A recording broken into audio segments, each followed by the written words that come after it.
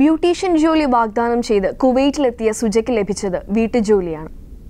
അതും തന്നെ കുവൈറ്റ് സ്പോൺസർക്ക് വിൽക്കുകയായിരുന്നു എന്നാണ് സുജ പറയുന്നത്.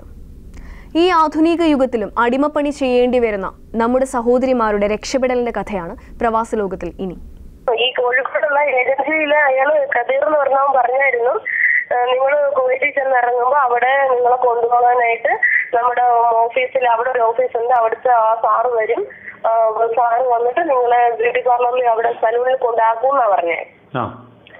അതനുസരിച്ച് ഞാൻ അവിടെ വരുമ്പോഴത്തേക്ക് ഈ ലാസ്റ്റ് നമ്മുടെ വിസ, പാസ്പോർട്ട്, ഇതെല്ലാ കാര്യങ്ങളും ക്ലിയറൻസ് എല്ലാം കഴിഞ്ഞ് പുറത്തോട്ട് ഇറങ്ങുമ്പോൾ ഒരു ടേബിളിന്റെ പുറത്ത് ഈ അറബി മറ്റേ അവിടുത്തെ ഓഫീസർ ഏറ്റവും ലാസ്റ്റ് ചെക്ക് ചെയ്ത് ഇങ്ങനെ ഇറങ്ങുമ്പോൾ ഇവൻ അതിനകത്തുണ്ടായിരുന്നു. അപ്പൊ ഇവന് എന്നെ ഈ ഫോട്ടോസ് ഫോട്ടോയൊക്കെ കണ്ടിട്ടുള്ളതുകൊണ്ട് ഇവൻ എന്നെ മനസ്സിലായിരുന്നു.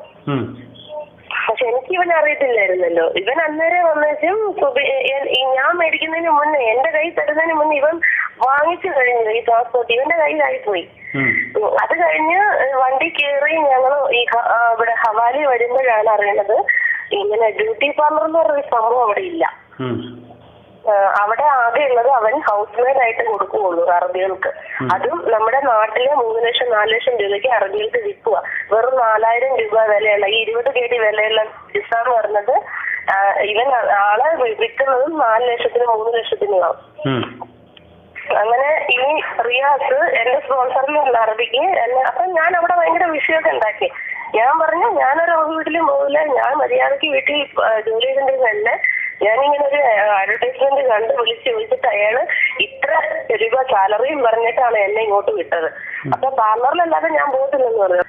എന്നാണെങ്കിലും അവസാനം എനിക്ക് മനസ്സിലായി ലോക്കായി പോയി. അപ്പൊ രക്ഷപ്പെടാൻ ഒരു മാർഗം ഇല്ലെന്ന് മനസ്സിലായപ്പോ 17-ാം തീയതി, അതായത് 16-ാം തീയതി ഞാൻ ചെന്നല്ലോ.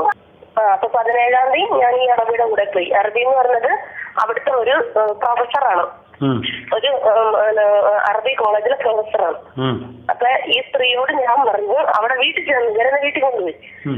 വീട്ടിൽ ചെന്നതിന് ശേഷം ഞാൻ പറഞ്ഞു, എനിക്കറിയാവുന്ന, ഞാൻ വലിയ വിദ്യാഭ്യാസമൊന്നുമില്ല ഞാന്, പക്ഷെ എനിക്ക് എന്നാൽ അറിയാവുന്ന ഞാൻ ഇംഗ്ലീഷിലുള്ള ഞാൻ അവരോട് പറഞ്ഞു, എനിക്ക് സംസാരിക്കണം, എന്നെ ഇങ്ങനെ കേരളത്തിൽ നിന്ന് ട്രീറ്റ് ചെയ്ത് കൊണ്ടുവന്നതാ, ഞാൻ ബ്യൂട്ടീഷ്യനാണ്, എനിക്ക് ഈ ജോലിയൊന്നും അറിയത്തില്ലെന്ന് പറഞ്ഞു. അപ്പൊ അവിടുത്തെ ഫുഡ് ഉണ്ടാക്കാനും അവരുടെ രീതിയിലുള്ള ക്ലീനിങ്ങും കാര്യങ്ങളൊന്നും എനിക്ക് ഒട്ടും അറിയത്തില്ല, ഈ അയൺ ചെയ്യാനൊന്നും, ഈ കറുതയും അതും ഒക്കെ. അപ്പൊ ഇവർക്ക് സംഭവം പിടികിട്ടി. കാരണം എന്റെ ബാഗ് പെട്ടി തുറന്നു കഴിഞ്ഞപ്പോ ഞാൻ ഇവരെ എടുത്ത് കാണിച്ചു. ഞാൻ ഇവിടുന്ന് സലൂണിലോട്ടാണെന്ന് പറഞ്ഞത് കൊണ്ട് ഞാൻ അത്യാവശ്യം കുറച്ച് ഈ മെഷീനൊക്കെ എന്റെ ഇവിടെ ഉപയോഗിക്കുന്ന മെഷീൻ, ഹെയർ ഡ്രയർ, സ്ട്രെയിറ്റ് ചെയ്യുന്ന മെഷീൻ, ഇതെല്ലാം കൊണ്ടുപോയിട്ടുണ്ടായിരുന്നു. അപ്പൊ ഇത് കണ്ടു കഴിഞ്ഞപ്പോ ഇവർക്ക് സംഭവം പിടികിട്ടി. എനിക്ക് ഇത് തന്നെയാണ് ശരിക്കും ഞാൻ ചതിക്കപ്പെട്ടതാണെന്ന് അവർക്ക് മനസ്സിലുണ്ട്. അവര് മനസാക്ഷിയുള്ളവരായതുകൊണ്ട് അവരെന്നെ പിറ്റേ ദിവസം, അതായത് 17-ാം തീയതി വൈകിട്ടാണ് എന്നെ ഇവരുടെ വീട്ടിൽ കൊണ്ടുവരുന്നത്. അതുവരെ റിയാസിന്റെ കസ്റ്റഡിയിലുള്ള ഫ്ലാറ്റില് എന്നെ ഇട്ടിരിക്കുമായിരുന്നു, ചെന്ന് അന്ന് താമസിപ്പിക്കുക. അപ്പൊ അവിടെ വേറെ പെണ്ണുങ്ങളുണ്ട്. അങ്ങനെ അവിടുന്ന് 18-ാം തീയതി എന്നെ അറബി തിരിച്ച്, ഈ അറബി അവരുടെ വൈഫും കൂടെ തിരിച്ച് ഈ ഹവാലി കൊണ്ടുവന്ന് വിട്ടു ഓഫീസില്. എന്നിട്ട് അവരൊത്തിരി ചീത്ത പറഞ്ഞു ഇയാളെ, ഈ റിയാസിനെ ചീത്ത പറഞ്ഞെല്ലാം കഴിഞ്ഞപ്പം ഈ 3 ലക്ഷം രൂപ തിരിച്ച് അറബി മേടിച്ച്. അപ്പോഴാണ് എനിക്ക് അതിനകത്ത് കളി മനസ്സിലായത്. അതായത് ഈ വിസ ഈ ഹൗസ് മെയ്ഡ് വിസയ്ക്ക് 3 മാസത്തെ വാലിഡിറ്റി ഉള്ളൂ. 3 മാസത്തെ വാലിഡിറ്റി എന്ന് പറഞ്ഞാൽ ഈ 3 മാസത്തിനകത്ത് ഏജന്റ് വിടുന്ന ആള് അറബിയുടെ വീട്ടിൽ നിന്ന് തിരിച്ച് ഓഫീസിൽ വന്നാൽ ഈ അറബിക്ക് പൈസ തിരിച്ചു കൊടുക്കണം. അതേസമയം 3 മാസം കഴിഞ്ഞിട്ടാണ് വരുന്നെങ്കിൽ ഈ അറബിക്ക് പൈസ ഇതിന് കിട്ടത്തില്ല.